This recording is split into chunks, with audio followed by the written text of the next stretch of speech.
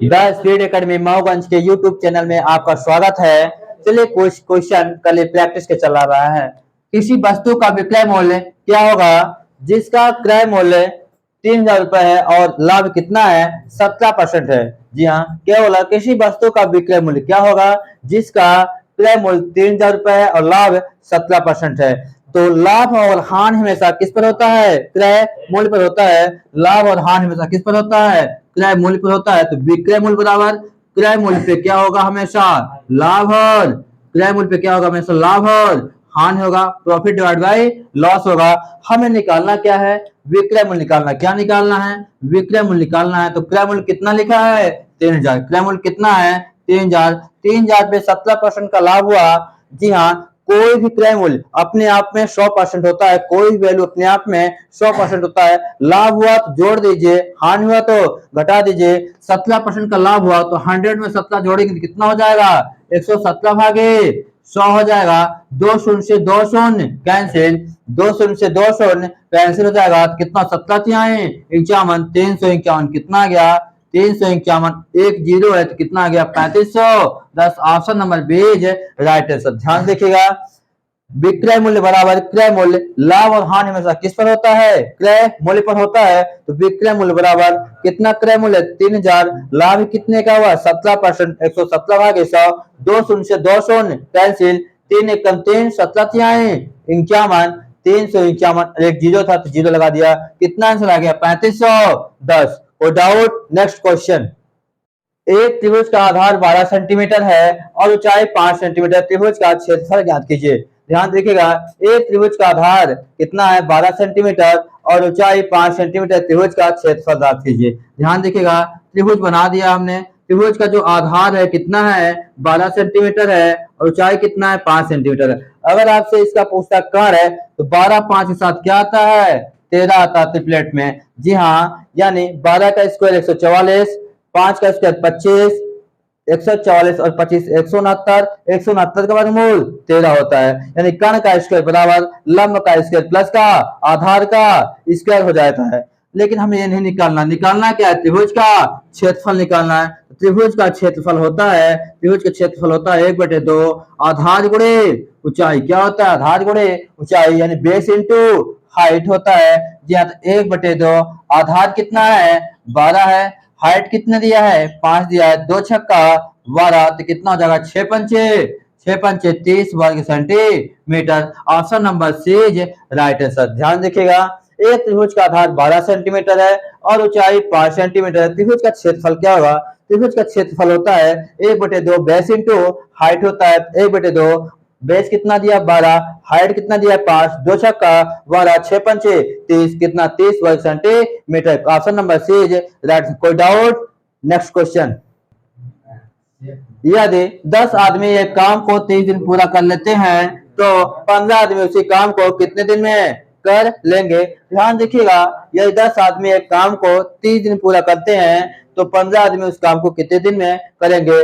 कुछ नहीं, MDH मसाला लगा दीजिए। क्या लगा दीजिएगा? MDH मसाला लगा दीजिएगा। सिंपल सा, कुछ नहीं है। क्या बोला? 10 आदमी 10 से दिन 10 आदमी किसी कार्य को 30 दिन में करते हैं। जी हाँ, तो वही काम ये 15 आदमी कितने दिन में करेंगे? यही बोला है, 15 आदमी कितने दिन में करेंगे? 15 दूना 30 होगा तो 10 दूना कितना? 20 आएगा। क्या कितने दिन में करेगा? 20 दिन में करेगा। तो कौन सा आंसर होगा? Option number A is right answer. ध्यान देखिएगा, क्या बोला? यदि 10 आदमी एक काम को 30 दिन में पूरा कर लेते हैं। कितने दिन में? 30 दिन में। 10 आदमी एक काम को 30 दिन में 10 गुणे 30 करना है तो 15 आदमी उसी काम को कितने दिन करेंगे? 15 आदमी उसे कितने दिन करेंगे? तो x दिन में करेंगे।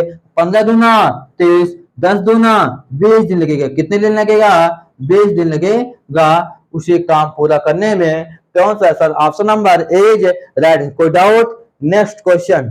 ध्यान देखिएगा, एक वृत्त का व्यास कितना दिया? 28 सेंटीमीटर। तो परिमाप या परिधि ज्ञात कीजिए। परिमाप या परिधि ज्ञात कीजिएगा। ध्यान देखिएगा, व्यास का आधा ही क्या कहलाता है? त्रिज्या कहलाता है। 28 का आधा कितना आएगा?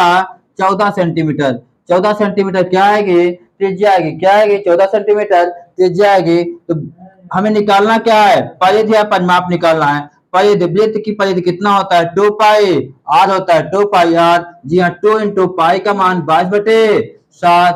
रेडियस कितना दिया है, 14 दिया। 7 दूने 14 हो जाएगा। तो सिंपल सा 22 दूना 44 गुणे 2 करेंगे तो 44 दूना 88 सेंटीमीटर। कितना आएगा, 44 दूना 88 centimetre. Option number C is right answer. ध्यान रखिएगा, बोला वृत्त का व्यास 28 सेंटीमीटर है तो उनका परिमाप या परिधि ज्ञात कीजिएगा। तो व्यास का आधा क्या होता है, त्रिज्या। व्यास का आधा त्रिज्या होती है, तो परिधि का फॉर्मूला होता है 2 पाई और 2 गुणे पाई का मान 22/7। त्रिज्या कितनी है, 14। 7 दूनी 14, 22 दूनी 44, 44 दूना 88 सेंटीमीटर। कोई डाउट? नेक्स्ट क्वेश्चन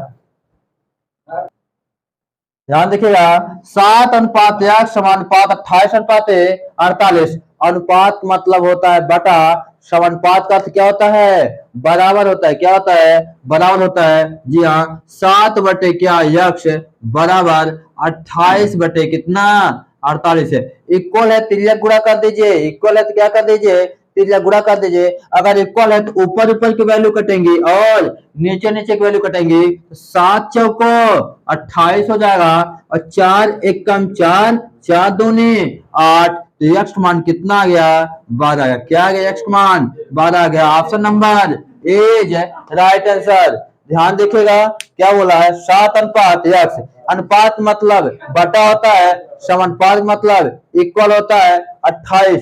7 मतलब बटा 7 बटे यक्ष, समानुपात यानी बराबर 28 अनुपात कितना 48।